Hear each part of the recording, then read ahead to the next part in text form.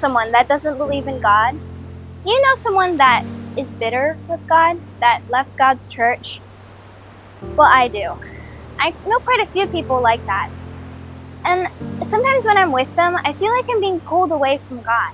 The conversations we have, the things we do, can sometimes really distract me from God.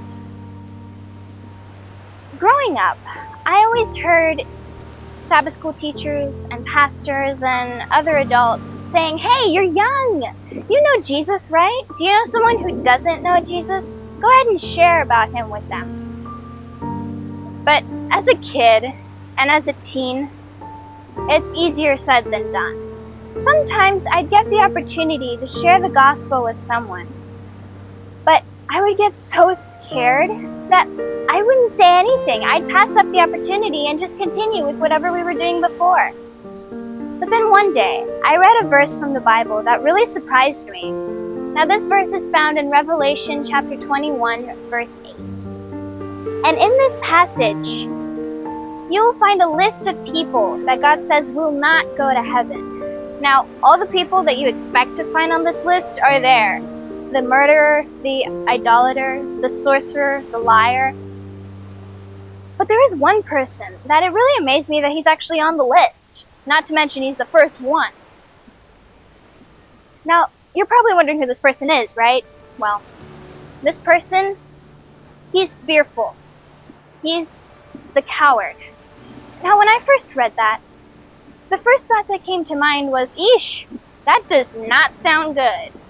But the more I thought about it, the more I realized that I'm a coward. I never really told anybody about Jesus before, and especially not in recent years. In Romans chapter 1, verse 16, it says, "For I am not ashamed of the gospel of Christ, for it is the power of God unto salvation, to everyone that believeth, to the Jew first, and also to the Greek." You see, we shouldn't be ashamed of God. Jesus came to this earth. He died for us. He's definitely not ashamed of us. He loves us and he wants us to be saved. He wants everybody to be saved. But we can't be saved and ashamed at the same time. It just doesn't work that way.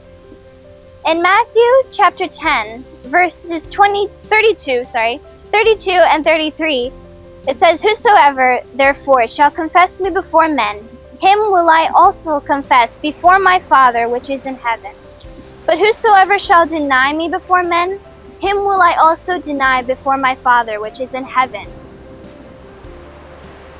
You see, if we don't say anything about God, if we deny him, Jesus will have to say that we don't know and love him, that we don't really believe in him.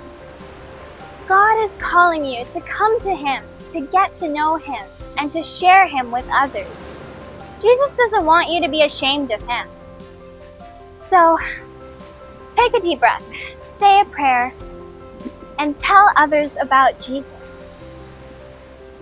And when we come to him and see him face to face, he will say, "Well done, my good and faithful servant." My name is Audrey, and thank you for joining me at Here I Am, Send Me.